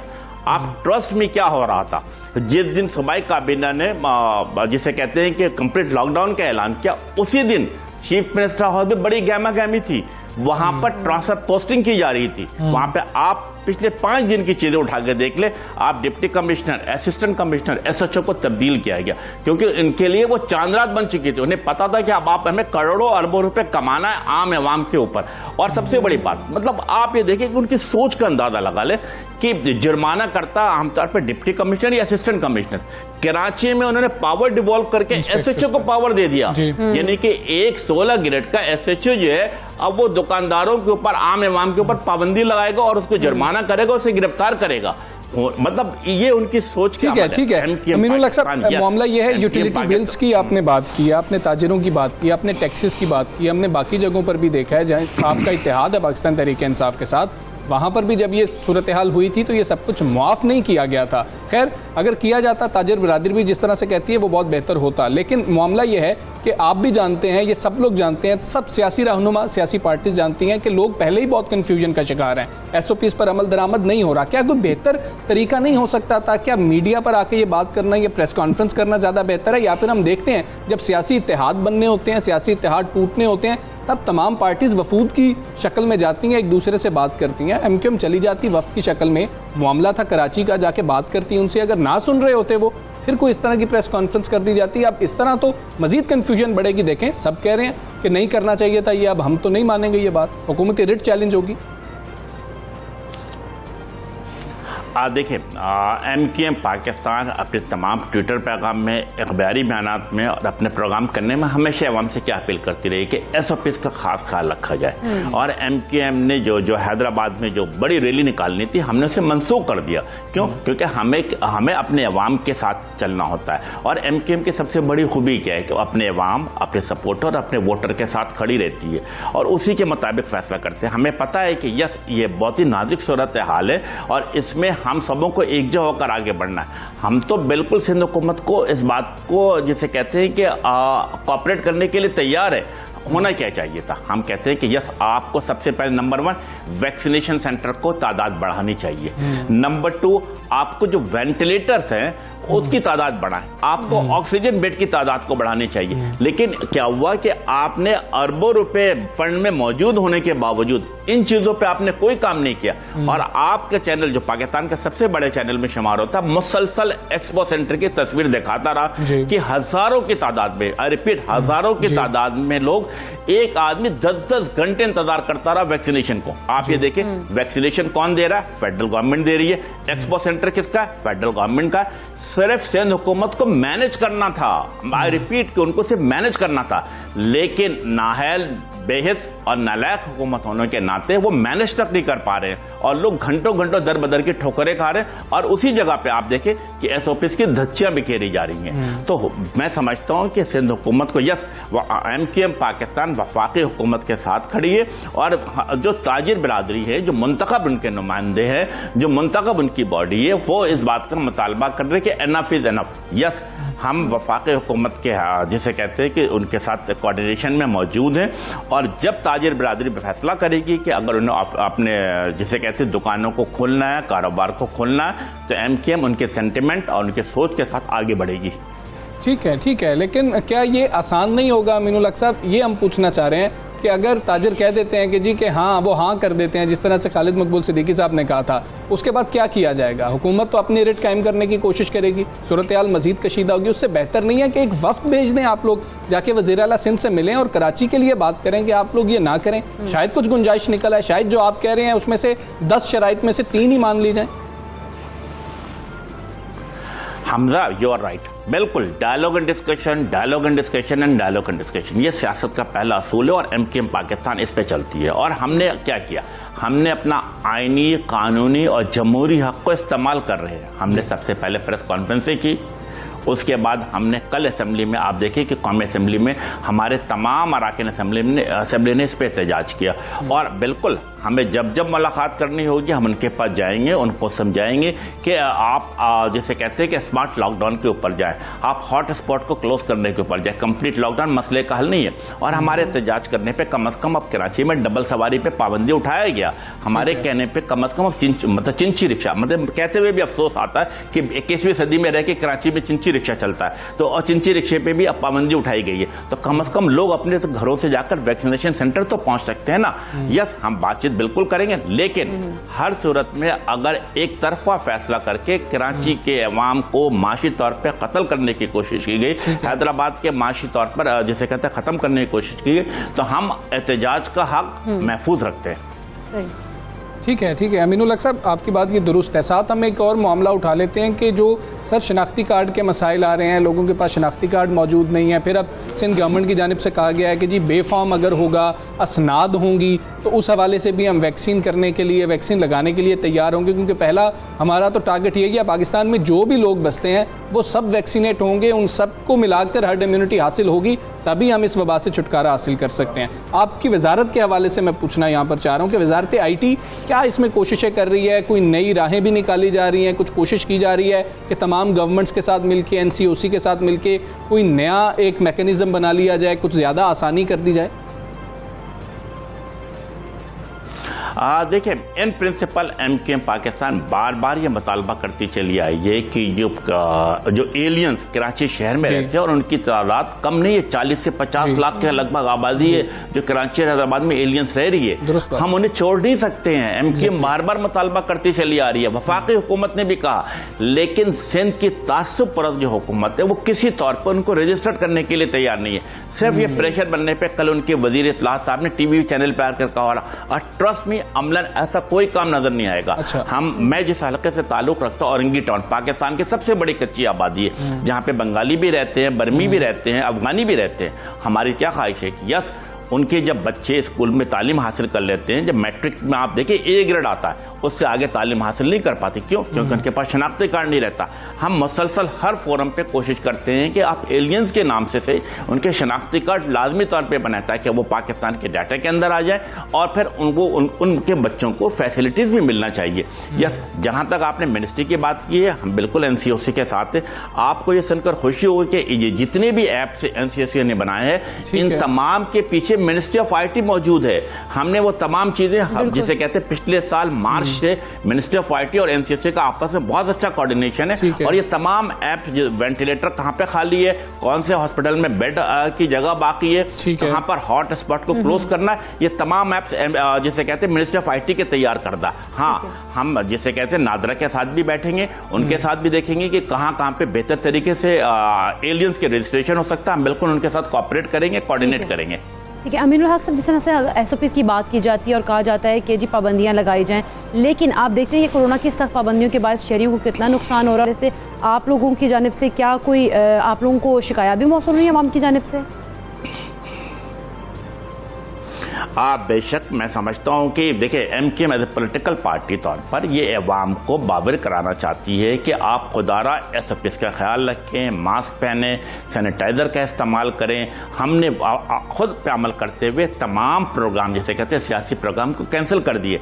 पहले आपको याद होगा कि पिछले आज से 4-5 दिन पहले खालिद मकबूल सिद्दीकी साहब ने अगस्त को माँ आज़ादी के तौर पर मनाने का ऐलान किया, लेकिन हम कोई बड़ा प्रोग्राम नहीं कर रहे। हम तमाम गलियों मोहल्ले में पाकिस्तानी झंडे लहराए जा रहे। है, लेकिन हम ये 10 या 12 आदमी के साथ SOPs पर अमल करते हुए कर रहे हैं। और इस जश्न आज़ादी में भी हमने 13 अगस्त को 14 अगस्त को, अब चूंकि मुहर्रम होगा तो उसके बाद भी प्रोग्राम रखा हुआ है, हमने SOPs की सख्ती से ताकीद की है, क्योंकि हम पॉलिटिकली तौर पर प्रीच करेंगे और ताकीद करनी भी चाहिए। अमीनुल हक साहब, बहुत शुक्रिया आपका। सुबह सवेरे पाकिस्तान से आप बात कर रहे थे, उनकी गुफ्तगू आपने मुलाहिजा की। यहाँ पर आगे बढ़ेंगे, बात करेंगे association of builders and developers आबाद के चेयरमैन फयाज अलियास साहब ने कहा है कि अगर तामीराती शोबे के लिए रिलीफ पैकेज में मजीद 6 माह की तौसीक कर दी जाती है हुकूमत की जानिब से, तो तामीराती शोबे में सरमायाकारी 1000 अरब रुपए से बढ़कर 2000 अरब रुपए से भी ज़्यादा हो सकती है।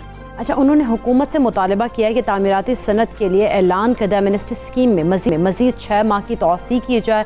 चेयरमैन आबाद का कहना है कि अब भी सैकड़ों प्रोजेक्ट स्कीम के तहत रजिस्टर होने से रह गए हैं। और अगर हम एक अंदाजे के मुताबिक बात कर रहे हो, 500 से ज़ायद तामीराती मंसूबे रजिस्टर होने से रह गए हैं, जिनकी मालियत 1000 अरब रुपए से भी ज़्यादा बनती है। फयाज अलियास साहब ने कहा है कि कोरोना की चौथी लहर और मतलब कि NCOC जो है उनकी मंजूरी में उन्होंने जो हवाले से जो SOPs हैं और फिर NOC के हवाले से कुछ बात किया, उनकी रुकावटें हैं, उस बायस बिलखसूस सिंध में बिल्डर्स और डेवलपर्स हकीकी मानों में स्कीम से मुस्तफ़ीद होने से कासर रहे हैं। बिल्कुल, उन्होंने वफाकी हुकूमत से मुतालबा किया है कि तामीरात और रियल स्टेट में सरमायाकारी करने वालों से ज़राए आमदन ज़ाहिर न करने की छूट में 31 दिसंबर 2021 तक जो है उन्होंने कहा कि ये काम किया जाए मुकम्मल। अच्छा, और ये सारी बातें हैं, क्या तजावीज़ हैं, क्या फ़र्क पड़ सकता है? चेयरमैन आबाद फयाज अलियास साहब हमारे साथ मौजूद हैं। फयाज साहब अस्सलाम वालेकुम, गुड मॉर्निंग। ये बताइएगा कि कंस्ट्रक्शन पैकेज की बजाय इसमें तौसीह मांगी जा रही है, सनत को क्या फ़वाइद मिलेंगे और क्या कुछ अभी रह गया है?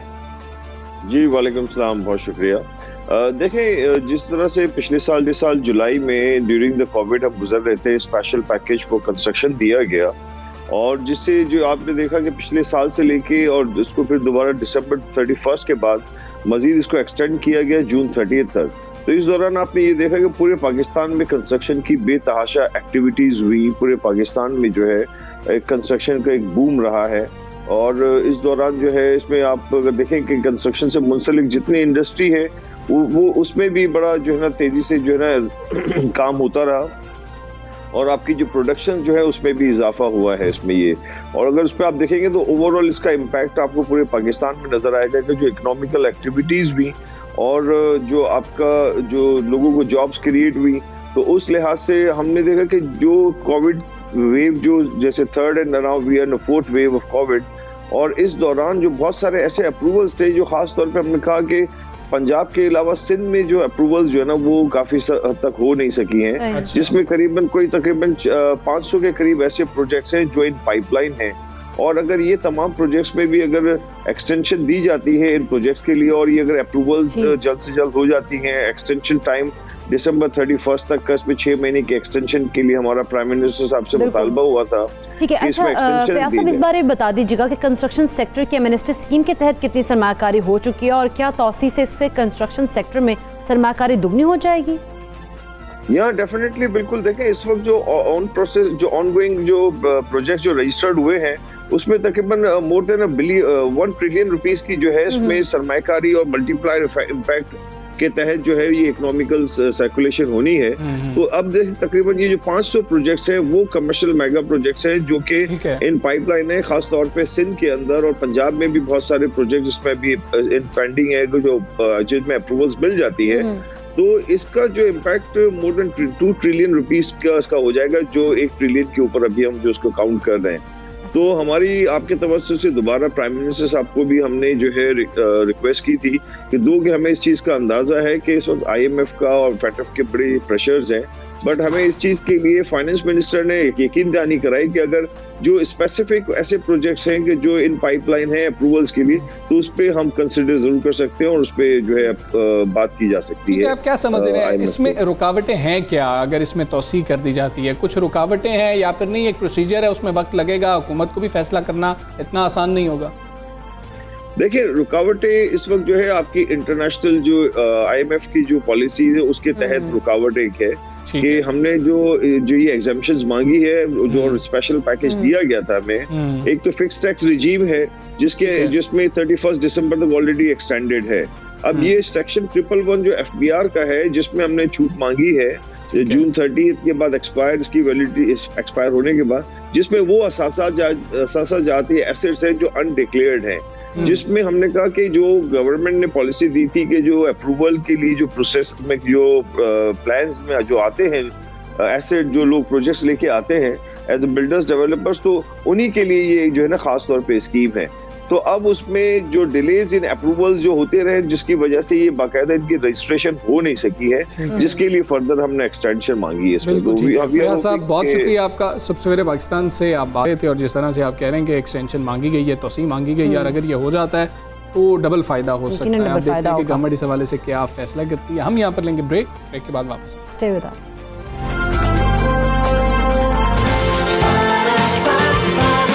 सुबह सवेरे पाकिस्तान, सुबह सवेरे पाकिस्तान।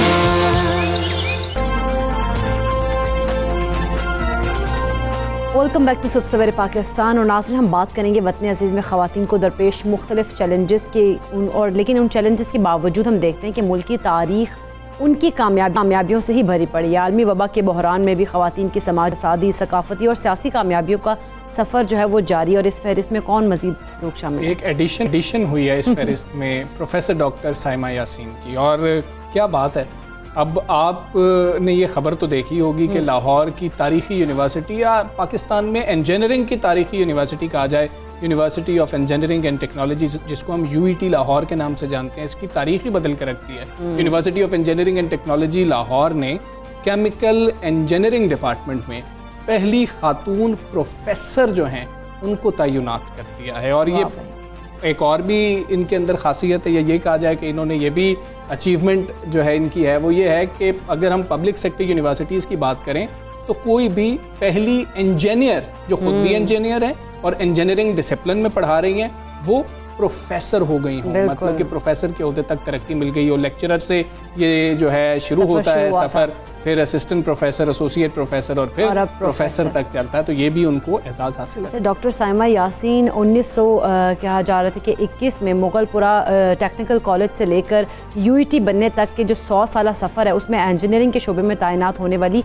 पहली खातून प्रोफेसर। पहले तो हमारा ये भी सवाल बनता है, ये 100 साल आखिर लग क्यों गए, इसकी वजह क्या है? हम वैसे भी अगर देखें तो इंजीनियरिंग साइड पे जो स्टूडेंट्स की बात कर ली जाए तो फीमेल स्टूडेंट्स का थोड़ा सा रुझान कम होता है। फिर आगे देखा जाए कन्वर्जन रेशियो की बात करें तो फिर जॉब्स बहुत कम कर रही होती हैं, और फिर प्रोफेसर तो अभी हमारे पास एक ही हैं। तो हमने बड़ा ढूंढा है, बड़ा रब्ता किया है और फिर वक्त कोशिश की कि वो कुछ निकालें। तो इस वक्त प्रोफेसर साहिबा हमारे साथ मौजूद हैं, गुफ्तगू करते हैं। प्रोफेसर साहिबा अस्सलाम वालेकुम, गुड मॉर्निंग। आपको पहले तो बहुत मुबारक।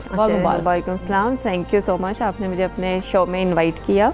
आपने जैसे कहा कि ये कैसे 100 साल कैसे लग गए, तो इसमें मल्टीपल फैक्टर्स हैं। जैसे एक तो इंजीनियरिंग की जो फील्ड है उसको अनफॉर्चुनेटली मेल डोमिनेटिंग फील्ड समझा जाता है कि इसमें फील्ड वर्क की ज़रूरत होगी जो फीमेल्स नहीं कर सकती।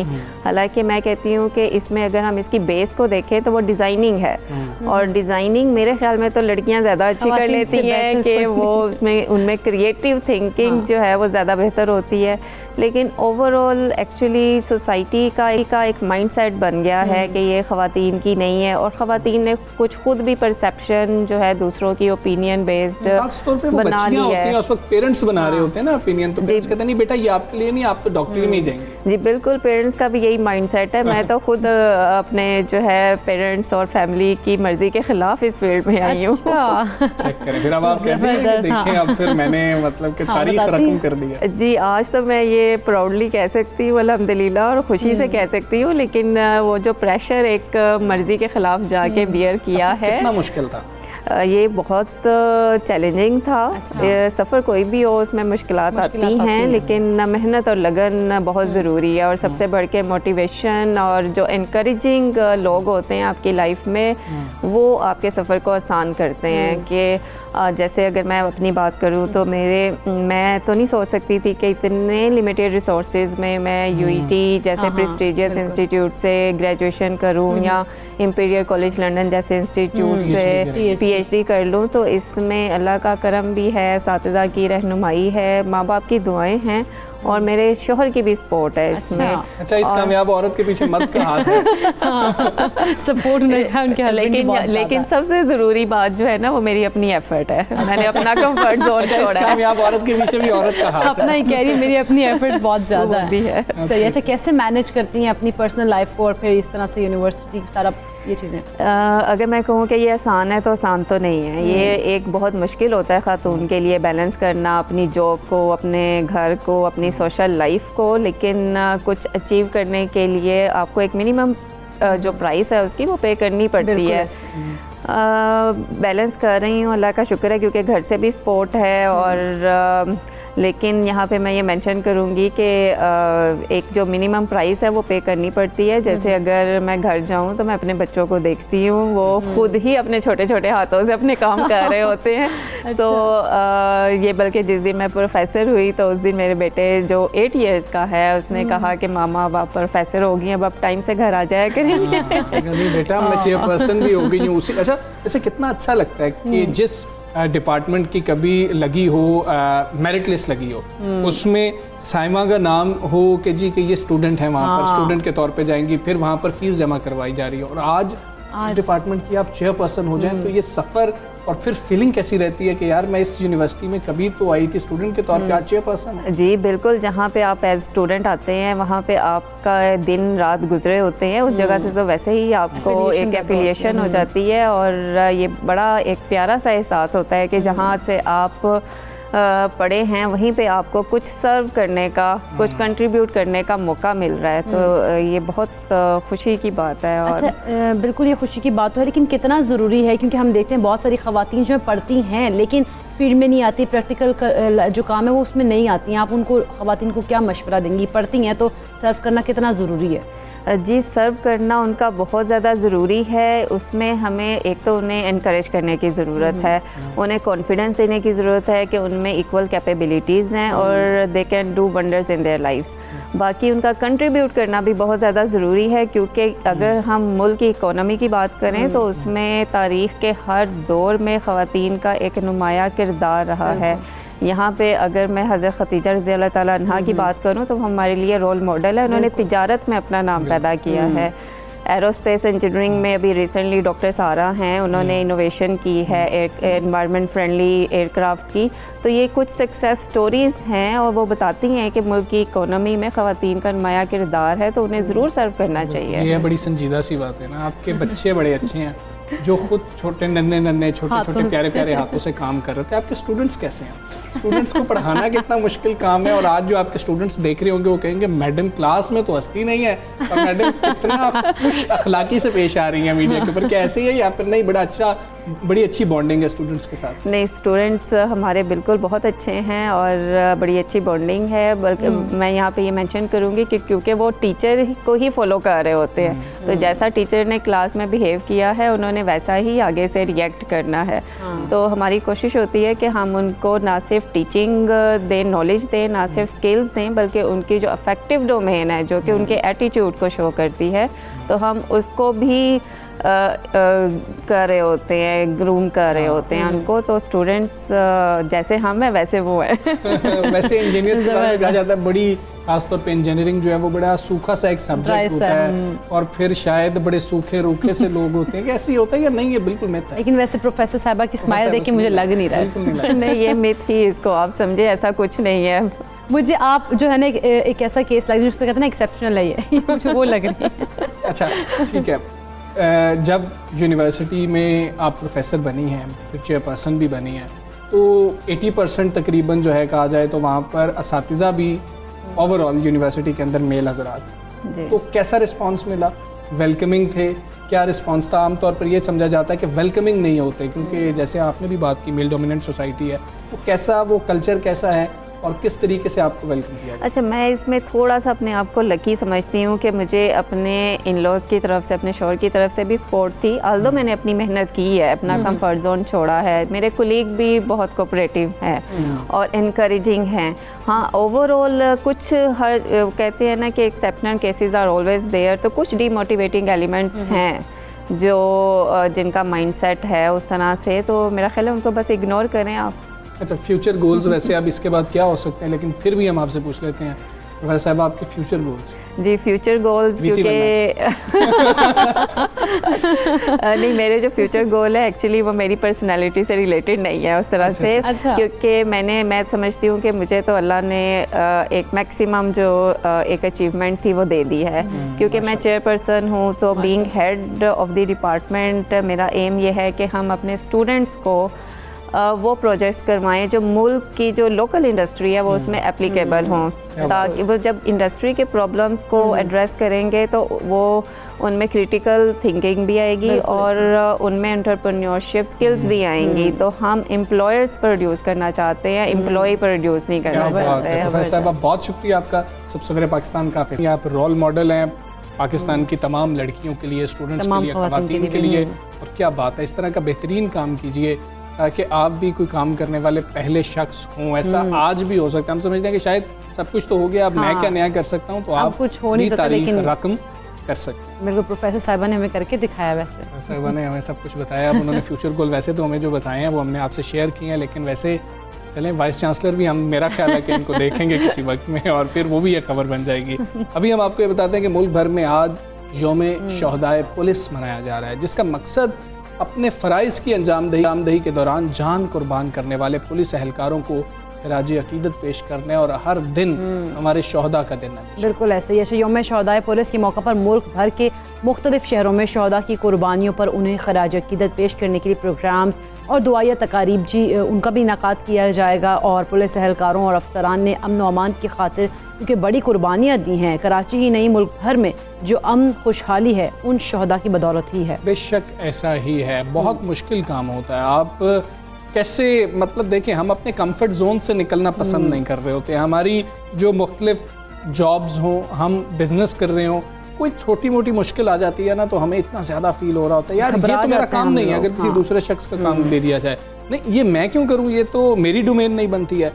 लेकिन आप सोचें कि ये जज्बा हो, ड्यूटी के अंदर ये शामिल हो कि अगर मुझे इस मुल्क की खातिर जान भी देनी पड़ेगी, इस मुल्क की हिफाजत की खातिर जान देनी पड़ेगी, शहरियों की हिफाजत की खातिर जान देनी पड़ेगी, तो मैं दरेग नहीं करूँगा, मैं गुरेज नहीं करूँगा और मैं अपनी जिम्मेदारी पूरी करूँगा। तो ये बहुत ही मुश्किल और ये बहुत ही जज्बे वाला काम है। फिर उनकी फैमिलीज़ के लिए बच्चे कितने ऐसे होते हैं कि बच्चे छोटे छोटे हैं, मासूम बच्चे हैं, उनका फ्यूचर है, वो यतीम हो जाते हैं, लेकिन ये जज्बा मान नहीं करता। बिल्कुल ऐसे ही है। जज्बा जो है वो ये इस जज्बे के अंदर आना भी बहुत ज़्यादा मुश्किल काम है कि इस तरह का जज्बा भी इंसान में हो।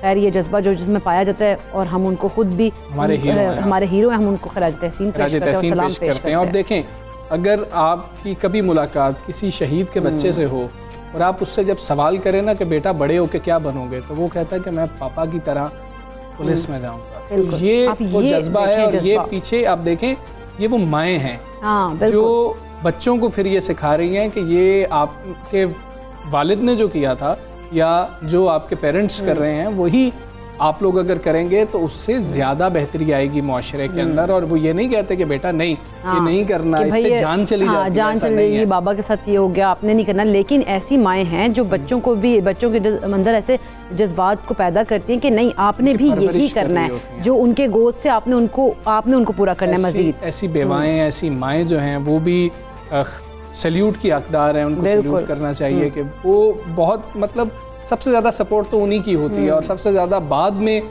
शायद कोई सफ़र कर रहा होता है वो फैमिलीज़ होती हैं। तो वो फैमिलीज़ का हमें ख्याल भी करना चाहिए। और जिस तरीके से ये शोहदा हैं, ये हमारे हीरो हैं और हर रोज़ हमारे शोहदा का है। आगे बढ़ेंगे, बात करें पाकिस्तान और वेस्ट इंडीज़ के दरमियान जो सीरीज़ जारी थी T20 की, वो 4 T20 मैचेस होते हैं ना, और हम कहते हैं जी पाकिस्तान ने या किसी मुल्क ने सीरीज़ जीत ली है, तो हम कहते हैं 3-1 से सीरीज़ अपने नाम कर ली। तो 4 मैचेस की सीरीज़ थी और पाकिस्तान ने 1-0 से अपने नाम कर लिया।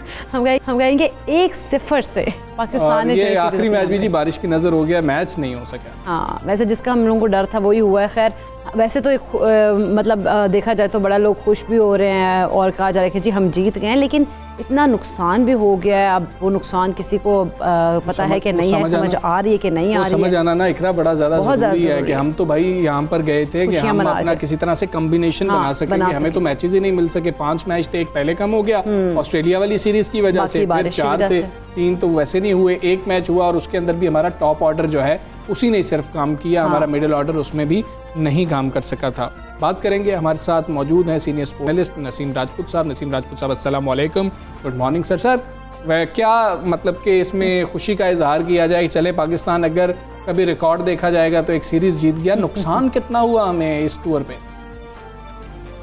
वालेकुम सलाम Hamza and very good morning आप दोनों को। नुकसान वाकई में हमारा बहुत बड़ा हुआ, इसलिए हमारा बड़ा नुकसान हुआ क्योंकि हम उन चंद टीमों में शामिल हैं जो अपने कॉम्बिनेशन अभी सर्च करते हुए दिखाई दे रहे हैं, ढूंढते हुए दिखाई, अब तक मुकम्मल तौर पे बना नहीं सके। आपने बिल्कुल ठीक बात कही हमजा, हमारा बहुत बड़ा लॉस हुआ, इसके बावजूद कि हम सीरीज जीतने में कामयाब हो गए। देखिए वेस्ट इंडीज की आप टीम तो देखें, टॉप ऑर्डर से लेके नीचे तक वो एक बनी हुई टीम दिखाई दे रही है। हम स्ट्रगल करते हुए दिखाई दे रहे हैं टॉप ऑर्डर में। हमने एक नया तजुर्बा किया था इस सीरीज में, हम शर्जील को ऊपर लेकर आए थे और बाबर जो है वो 1 डाउन पोजीशन पे चले गए थे, लेकिन उस तजुर्बे को भी मौका नहीं मिला। एक ही मैच मिल सका जिसमें शर्जील ने बैटिंग की थी, 20 रन स्कोर किए थे। देन अभी तक हम कॉम्बिनेशन को जिस तरीके से सेटल कर रहे हैं, आजम खान होंगे, शुएब मकसूद होंगे या फिर हसन अली जो है वो शुएब मकसूद से पहले बैटिंग करेंगे। अभी तक हमारी क्या करना चाहिए समझ में नहीं आ रहा। शुएब मकसूद ऐसे हिटर के तौर पे गए थे, पावर हिटर के तौर पे गए थे और पता चलता है हसन अली ठीक है वो पावर हिटिंग कर लेते हैं, लेकिन आप शुएब मकसूद से ऊपर तो नहीं भेज सकते। तो इसका मकसद है कहाँ आप कॉन्फिडेंस दे रहे हैं, कहाँ कॉन्फिडेंस नहीं दे रहे हैं। लेकिन अनफॉर्चुनेट के बारिश की वजह से शायकीन को भी मजा नहीं आया होगा डेफिनेटली। जी बिल्कुल ऐसे। अच्छा नसीम साहब, जिस तरह से हम बैटिंग लाइन की बात करते हैं, अगर हम बॉलिंग की तरफ देखें तो बॉलिंग लाइन भी कोई इतनी बेहतर नहीं है, जिन पर एतमाद किया गया उनकी परफॉर्मेंस भी उस तरह से नहीं थी। आप नहीं समझते कि स्क्वाड में हमें सीनियर प्लेयर्स को शामिल करना चाहिए, जिस तरह वहाब हो गए, आमिर हो गए? देखिए वहाब और आमिर की जानिब देखा जा रहा है, ऐसा नहीं कि नहीं देखा जा रहा है। और सबसे बड़ी चीज ये कि हमें अभी तक ये समझ में नहीं आ रहा हमने किस मैच में किसको आराम देना है, किसको नहीं देना। देखिए शाहिद की अगर पिछले 3 मैचों में आप परफॉर्मेंस देखते हैं तो 80+ उन्होंने रन दिए, 1 आउट किया है, तकरीबन 13 की औसत से 14 की औसत से उन्होंने ये रन दिए। किसी मैच में पूरी बॉलिंग नहीं कर रहे वो, किसी में 1 ओवर कर रहे हैं, किसी में 2 कर रहे हैं, किसी में 3 कर रहे हैं। एक मैच में उन्होंने 4 ओवर किए थे।